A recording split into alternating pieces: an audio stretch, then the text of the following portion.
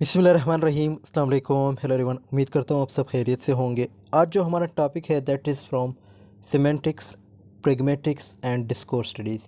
इन तीनों में conversational implicature का कंसेप्ट मौजूद है।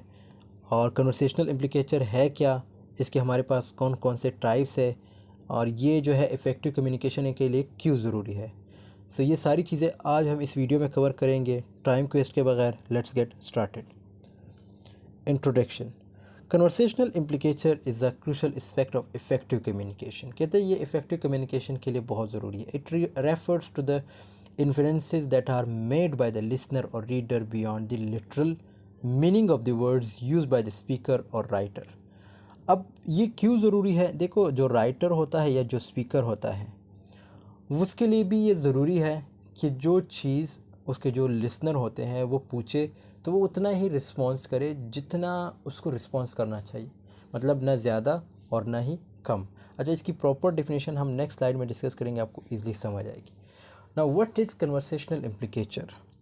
Conversational implicature is actually the process of deriving meaning that goes beyond the literal meaning of words. It is based on the assumption that speakers are cooperative and intend to convey meaning that is relevant to the listener. देखो, यहाँ पे clear बता दिया गया है कि इसमें जो स्पीकर्स होते हैं वो क्या होते हैं, वो कोऑपरेटिव होते हैं। कन्वर्सेशनल इम्प्लिकेचर में क्या है, जो स्पीकर्स होते हैं वो कोऑपरेटिव होते हैं। वो उतना ही रिस्पॉन्स करते हैं जितना लिसनर उससे पूछता है। ठीक है। अब ये क्यों इस तरह करता है? इफ़ेक्टिव कम्युनिकेशन के लिए इस तरह किया जाता है। So it means literal meaning जो है, इसकी बात आ जाती है। फिर इसमें जो वर्ड या जो सेंटेंसेस पूछे जाते हैं, जिस चीज़ के बारे में पूछा जाता है उसी के मुताबिक जो है उसको रिप्लाई दिया जाता है। Why? Just for the effective communication. और हम में से अमूमन लोग कन्वर्सेशनल इम्प्लिकेचर का यूज़ नहीं करते। हमसे अगर कुछ पूछा जाता है तो हम लाइक इन डिटेल में बहुत कुछ कह देते हैं। जो पूछा गया है सिंपल उसका जवाब दिया जाए। सो ये कन्वर्सेशनल इम्प्लिकेचर है। कन्वर्सेशनल इम्प्लिकेचर के फिर हम इसको दो लाइक कैटेगराइज करेंगे। सबसे पहला है जनरलाइज्ड, दूसरा है पार्टिकुलराइज्ड। अब जनरलाइज्ड क्या है, नेक्स्ट स्लाइड में देखते हैं। Generalized implicature is based on the assumption that speakers are cooperative and follow certain conversational maxims. बहुत इंपॉर्टेंट बात की है। इसमें क्या होता है, इसमें ये बताया गया है कि जो स्पीकर है हमारा वो कोऑपरेटिव है। वो उतना ही रिस्पॉन्स करता है जितना उससे पूछा जाता है, और वो मैक्सिम्स का यूज़ करता है। मैक्सिम्स चार क्वालिटीज़ हैं, चार टाइप्स आप समझे। अब वो चार टाइप्स क्या है वो नेक्स्ट स्लाइड में देखेंगे, लेकिन यहाँ पे सिर्फ नाम मेंशन है जिसमें मैक्सिम ऑफ रिलेवेंस है, क्वालिटी है, क्वांटिटी है एंड मैनर है। Violating these maxims can lead to conversational implicature. अगर आप इस चीज़ को वायलेट करेंगे तो ये इट मीन्स आप कन्वर्सेशनल इम्प्लिकेचर का जो है लाइक वायलेशन कर रहे हैं। For example, if someone asks do you have any siblings. अगर कोई आपसे पूछता है कि आपके कोई भाई बहन वगैरह या भाई है, तो आप क्या कहेंगे? And you respond with I have a brother.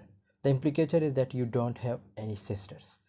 तो आप सिंपल जब कहेंगे कि यार I have a brother, so it means you don't have any sister. Easy है। फिर हमारे पास है particularized implicature. Particularized implicature is based on the context in which the conversation takes place. ये उस context पे बेस करता है जिसमें conversation मतलब like which takes place. It is specific to the conversation and cannot be derived from the general conversational maxims. For example, if someone says I am going to the store and you respond with don't forget the milk. So यहाँ पे क्या है, यहाँ पे particularized implicature आप कहते हो, it means आप सिंपल उसे ये बताना चाह रहे हो कि जो दूध है यानी मिल्क है उसको भूलना मत, यानी उसको भी अपने साथ ले आना। इट मीन्स आप अगर सवाल ये है कि if someone ask you I am going to the store, so आप क्या अंदाज़ा लगाते हैं? आप स्टोर में तो ऑब्वियसली बहुत सी चीज़ें होंगी, लेकिन आप एक स्पेसिफिक वर्ड्स, कुछ चीज़ों का, कुछ सेंटेंसेस का यूज़ करेंगे। आप क्या कहेंगे? Don't forget the milk. आपको उसने क्या बताया? उसने सिंपल ये तो बताया ना कि I am going to the store. आपको सिंपल क्या बताना चाहिए था? Yes it's okay you can move. लेकिन आप सिंपल उससे अपना काम निकलवाने के लिए क्या कहते हो? Don't forget the milk. It means आप अपना जो काम है वो भी उससे निकलवाने की कोशिश कर रहे हो। और वो काम क्या है कि आप उसे कहते हो don't forget the milk, it means you want to milk, you want milk. तो वो समझ जाता है कि इसको जो है इस चीज़ की रिक्वायरमेंट है। टाइप्स ऑफ कन्वर्सेशनल इम्प्लिकेचर, इसके हमारे पास 4 टाइप्स हैं, जिसमें स्केलर इम्प्लिकेचर है, कन्वेंशनल इम्प्लिकेचर है, कन्वर्सेशनल इम्प्लिकेचर है एंड प्रीसपोजिशन है। स्केलर और इसी तरह कन्वेंशनल, कन्वर्सेशनल, प्रीसपोजिशन, इन चारों को हम 1 बाय 1 डिस्कस करते हैं। यहाँ पे इनकी शॉर्ट डेफिनेशन है, ये आप लोग पढ़ लीजिएगा, लेकिन यहाँ से जो है इसकी प्रॉपर वो स्टार्ट होती है, डेफिनेशन है ये और एग्जाम्पल भी है। Scalar implicature occurs when a speaker chooses a weaker expression when a strong one is available. इसमें क्या होता है, जो हमारा स्पीकर होता है उसके पास स्ट्रॉन्ग आर्गूमेंट्स होते हैं, स्ट्रॉन्ग आंसर होता है, लेकिन वो क्या करता है, वो वीकर आंसर को जो है चूज़ करता है। For example, if someone says some of the students passed the test, अब यहाँ पे कोई कहता है कि कुछ स्टूडेंट ने टेस्ट को पास किया है, the implicature is that not all the students pass the test. तो यहाँ पे वो सिंपल कह सकती थी या कह सकता था कि भाई किसी ने भी टेस्ट पास नहीं किया, या कुछ नाम्स मेंशन कर सकती थी या कर सकते थे, लेकिन उन्होंने इस तरह नहीं किया। क्यों? क्योंकि उसने वीकर जो है होता है ना रिस्पॉन्स, या वीकर जो क्वेश्चन होता है उसको रेज़ किया। उसने क्या बताया, if someone say some of the students pass the test, मतलब उस जो स्पेसिफिक नाम है उसको मेंशन नहीं किया, उसने सिंपल बताया कि सम ऑफ दी स्टूडेंट्स, मतलब कुछ स्टूडेंट्स। तो आई होप यहाँ ये स्केलर इम्प्लिकेचर आप लोगों को समझ आ गई होगी। फिर हमारे पास है conventional इम्प्लिकेचर। Conventional इम्प्लिकेचर is a meaning that is conveyed by the use of certain words और फ्रेजेस। इसमें आप सर्टन वर्ड्स और फ्रेजेस का यूज़ करते हैं। आपको इजी समझ आएगी एग्जांपल से, जॉन इज़ अ बैचलर्स। अब बैचलर वर्ड को आप जब सुनते हैं ना, यानी को आप कहते हैं कि यार जॉन इज़ बैचलर, या शामिर इज़ या शाहवीर इज़ बैचलर।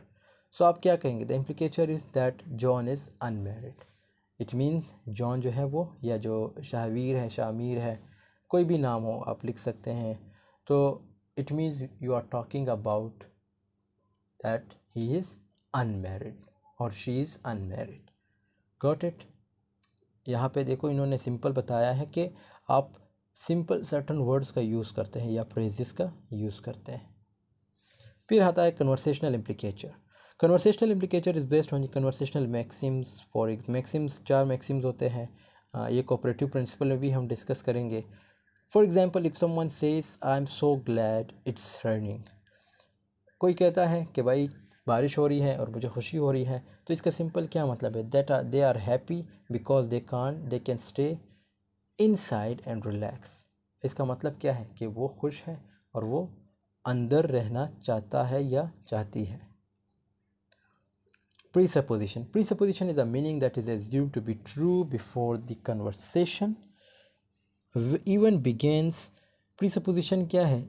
ये भी एक मीनिंग्स होते हैं जिसको एज्यूम किया जाता है कि ये ट्रू होंगे कन्वर्सेशन से पहले, मतलब कन्वर्सेशन स्टार्ट होने से पहले ही ये एज्यूम किया जाता है कि ये जो कुछ मीनिंग होंगे, ये जो कुछ वर्ड्स होंगे, फ्रेज होंगे, वो बिल्कुल ट्रू होंगे। For example, if someone says I am going to the gym, अब प्रीसपोजिशन क्या है, is that they have a gym membership. आप सिंपल गेस कर सकते हैं, हालांकि कन्वर्सेशन आपने उससे की नहीं, कोई वो उधर से बोल रहा है कि भाई मैंने जिम जाना है, तो आपके माइंड में क्या आएगा, it means she is having और is having a gym membership. So I hope यहाँ तक आप लोगों को समझ आ गई होगी। कंक्लूजन क्या है, conversational इम्प्लिकेचर is an important aspect of effective communication. By understanding the different types of conversational इम्प्लिकेचर and how they work, you can communicate more effectively and avoid misunderstandings. कहते हैं कन्वर्सेशनल इम्प्लिकेचर आपके लिए भी बहुत ज़रूरी है, आप इसको यूज़ करें और आपको पता होना चाहिए कि कम्युनिकेशन या इफ़ेक्टिव कम्युनिकेशन कैसे करते हैं जब आप कन्वर्सेशनल इम्प्लिकेचर का यूज़ करते हैं।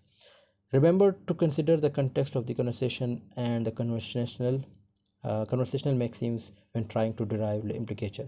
कहते हैं कि आपको लिए ये भी ज़रूरी है कि आप कन्वर्सेशन को समझें, फिर उसके बाद अपने कन्वर्सेशनल जो मैक्सिम्स हैं, वो 4 मैक्सिम्स हैं, उसमें स्पेशली हम जो है उसको कोऑपरेटिव प्रिंसिपल में डिस्कस करेंगे। यहाँ पे मैं सोच रहा था इधर डिस्कस होगा, लेकिन यहाँ पे नहीं होगा। नेक्स्ट वीडियो जो है कोऑपरेटिव प्रिंसिपल से रिलेटेड है। कोऑपरेटिव प्रिंसिपल का कंसेप्ट भी प्रैग्मेटिक्स में भी मौजूद है, सिमेंटिक्स में भी है और डिस्कोर्स स्टडीज़ में भी है। सो उसको जो कोऑपरेटिव प्रिंसिपल है वो नेक्स्ट वीडियो में होगा, और उसके 4 मैक्सिम्स है जिसमें रेलेवेंस है, क्वालिटी है, क्वांटिटी है और मैनर है। Trying to derive implication, and thank you for listening, for watching this video. So this was all about today's। कोई भी क्वेश्चन है आप कमेंट सेक्शन में पूछ सकते हैं, और आप मुझे व्हाट्सएप पे भी मैसेज कर सकते हैं अगर आपने मेरे व्हाट्सएप ग्रुप में ऐड होना है।